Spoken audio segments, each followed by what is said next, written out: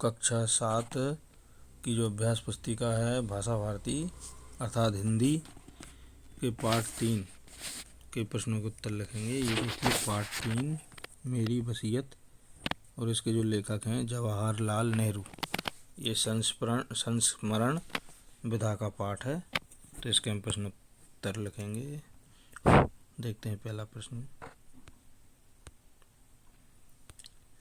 निम्नलिखित प्रश्नों के उत्तर लिखिए।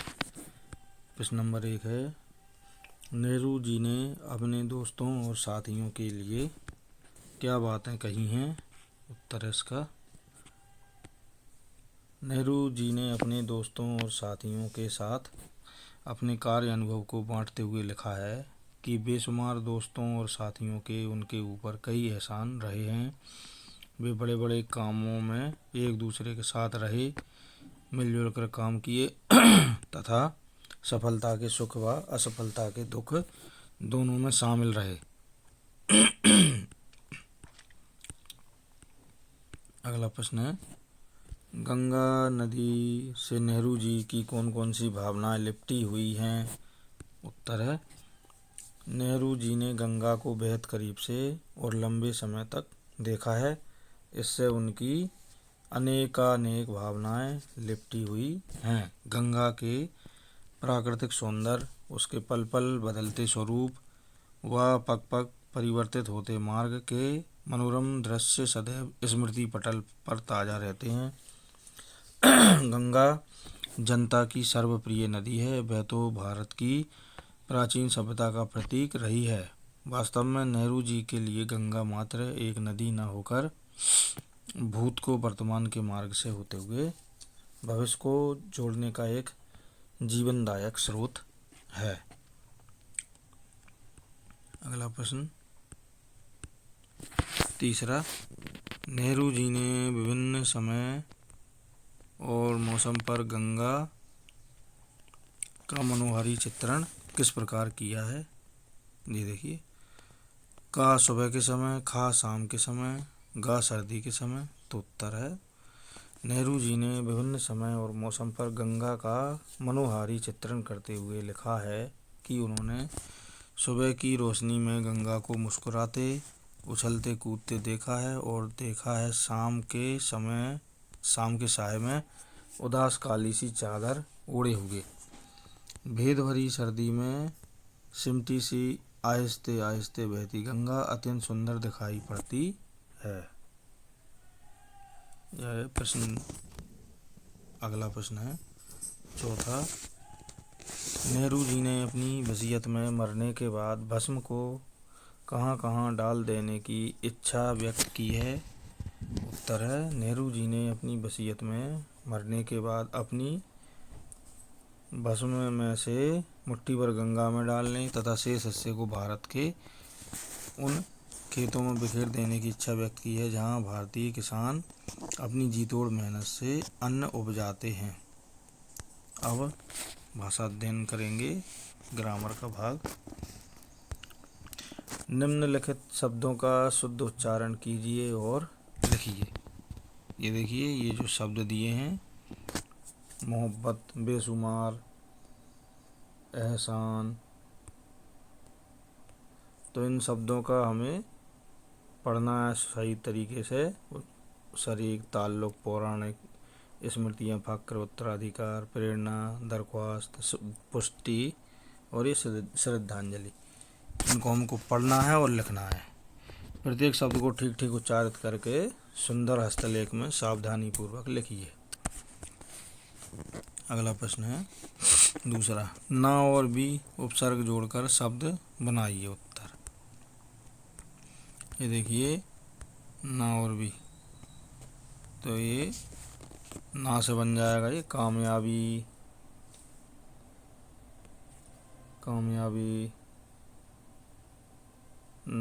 समझ में ना जोड़ दिए, लेकिन कामयाबी तो है ही, तो इसमें ना जोड़ दिया तो ये नाकामयाबी। समझ है तो ना समझ, काबिल नाकाबिल, बालिग नाबालिग, मुमकिन नामुमकिन, ऐसे बनाना हमें।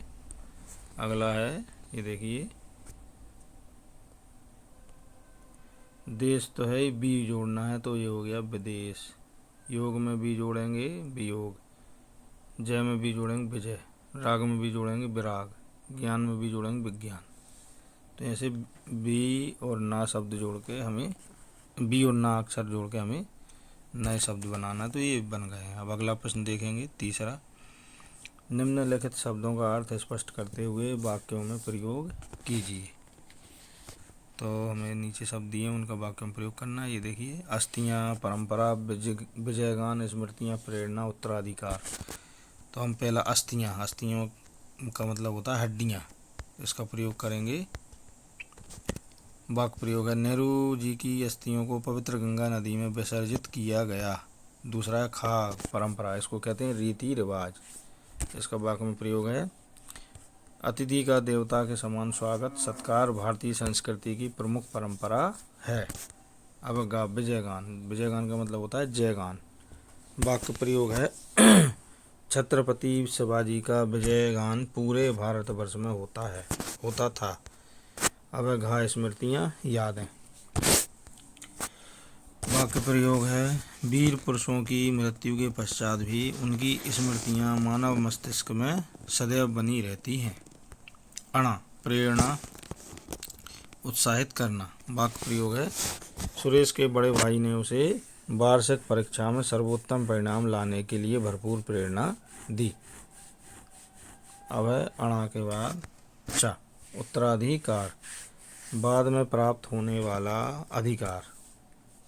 वाक्य में प्रयोग है, अहिल्याबाई को होलकर राज्य उत्तराधिकार के रूप में प्राप्त हुआ। प्रश्न क्रमांक है 4। निम्नलिखित वाक्यों में उपयुक्त स्थान पर नहीं और ना द्वारा रिक्त स्थानों की पूर्ति कीजिए। ये देखिए, हमें नहीं और ना भरना है। सब में काम में देखेंगे, मैं आज सभा में नहीं जाऊंगा और ना तुमको जाने दूंगा, इसमें ये भर लें। खाए, माँ ने मुझे नाश्ता नहीं बनाने दिया और ना ही खुद बनाया। गाय, नेहरू जी ने कहा मेरे मरने के बाद कोई धार्मिक रस्में अदा ना की जाएं, मैं ऐसी बातों को नहीं मानता। गाय, राजू को आज खेलने ना दिया जाए क्योंकि उसने साला का कार्य पूरा नहीं किया है। अब अगला प्रश्न है 5वां। नीचे दिए उदाहरण के अनुसार वाक्यों को अलग कीजिए। ये उदाहरण, तो ये उत्तर देखिए, दिए गए वाक्य परिवर्तित वाक्य, मैं चाहता भी हूँ कि हिंदुस्तान इन सब जंजीरों को तोड़ दे, तो इसका हो जाएगा मैं चाहता हूँ। दूसरा है,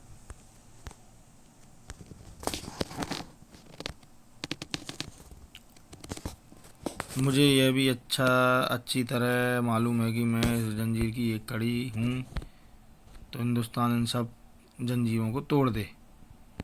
पहला मुझे अच्छी तरह मालूम है, तो इस प्रकार ये हमको लिखना है। ये देख के आप लिख सकते हैं।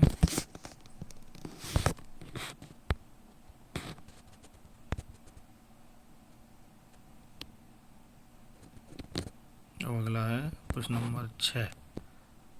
निम्नलिखित वाक्यों में रिक्त स्थानों की पूर्ति दिए गए विकल्पों में छांट कर कीजिए।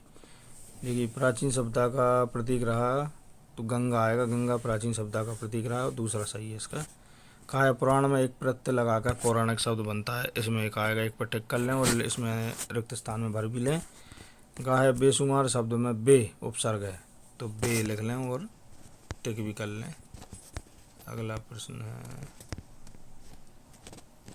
अब ये यहाँ पर पार्ट 3 हमारा यहाँ पर कंप्लीट होता है, यानी संपन्न होता है।